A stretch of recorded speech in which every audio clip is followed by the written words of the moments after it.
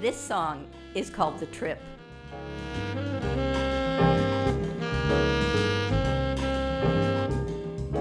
In Art Pepper's world, a trip was a story. He seduced a lot of people with his stories told in music. But when I met him in 1969 in Synanon, the place where he was convalescing and I was being rehabilitated, he wasn't playing much. So he wooed me with his voice, telling me the stories of his life. Within a short time, I became obsessed with Art and his stories and the way he told them.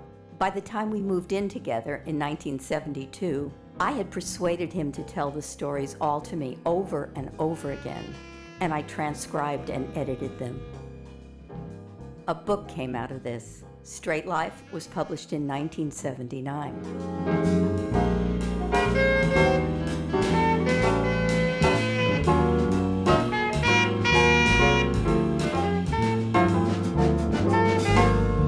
After Art died in 1982, a lot of people wanted to make the book into a movie. I wrote a script. They said they loved the script, but what they really wanted was for me to take some money and go away. They wouldn't even promise to use Art's own music in the movie. They thought they knew who Art was, a tragic wild man, a junkie hipster. Art was way more interesting than that.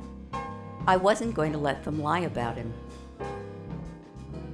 So I decided to make the movie myself and let Art tell the stories himself.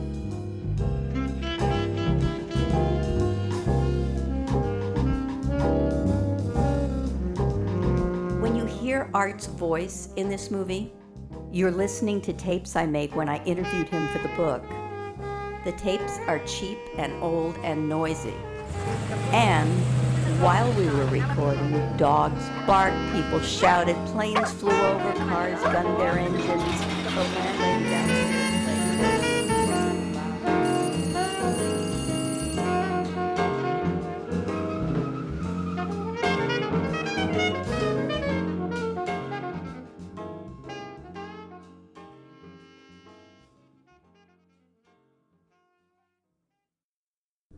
That's the tempo. 1, 2, 3, 4.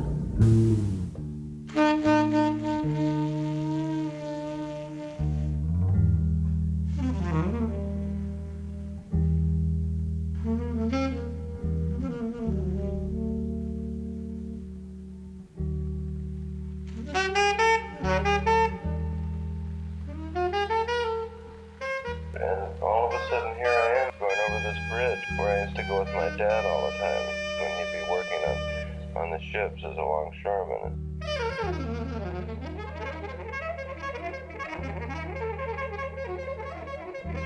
You know, I felt that as if all of a sudden I would wake up and the guys that were the marshals, the two guys would say, oh, we're just friends of your dad's and we were just joking around and your dad wanted us to see if we could kind of scare you a little bit, you know, to where you wouldn't use any more drugs or something. You know, it was just like a play.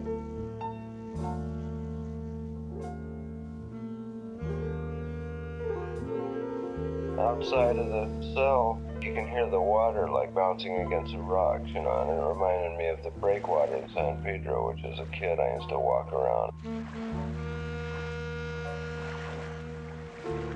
So I happened to go over to the window and I look out and I see San Pedro and my eyes start picking out different landmarks. I saw Beacon Street, which is where my dad met my mother when she ran away from the convent, where this whole ridiculous thing started from.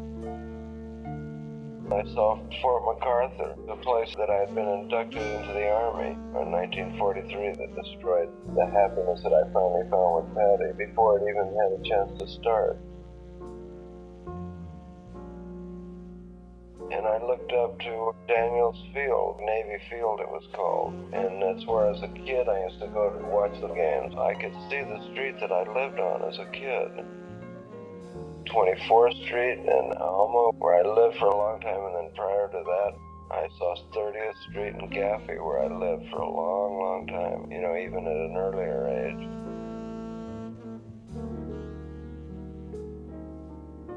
It was really strange to be in that place, that particular place. For no reason, for having done nothing. Up until that time, I'd never committed any kind of crime at all, ever, nothing.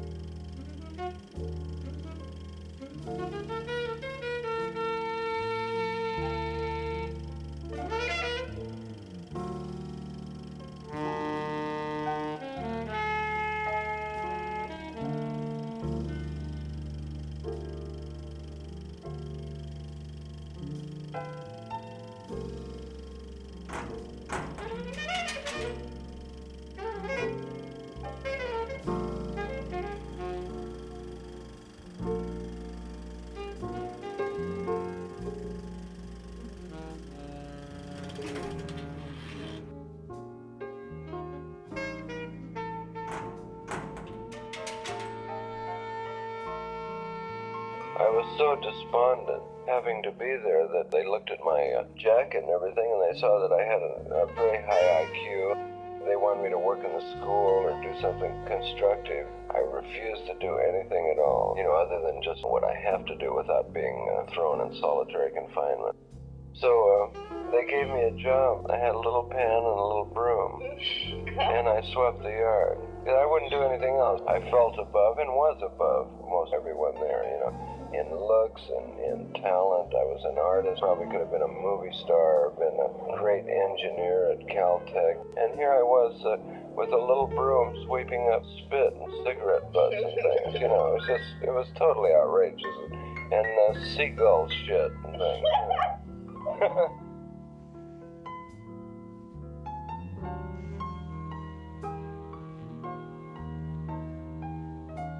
See, the only way that I could stand during the time was get kind of silly, and I started making noises. I'd go, I started growling. I'd act like I was crippled, and sometimes I'd walk like I was a spastic, and everybody would be lined up to go to work, and I'd be walking right by them, kind of slobbering.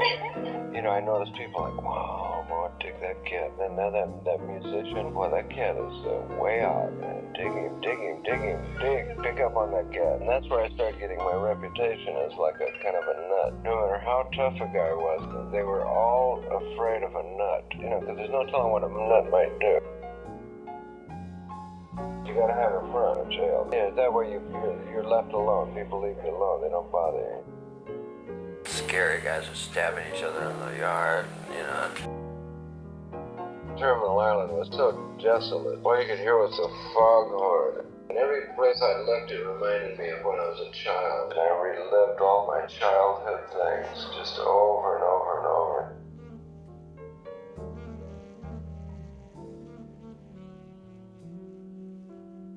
My father had to continue going to sea. My mother, he would be out with this chick. I don't know what they were doing. They'd be out drunk or something. I would be left alone.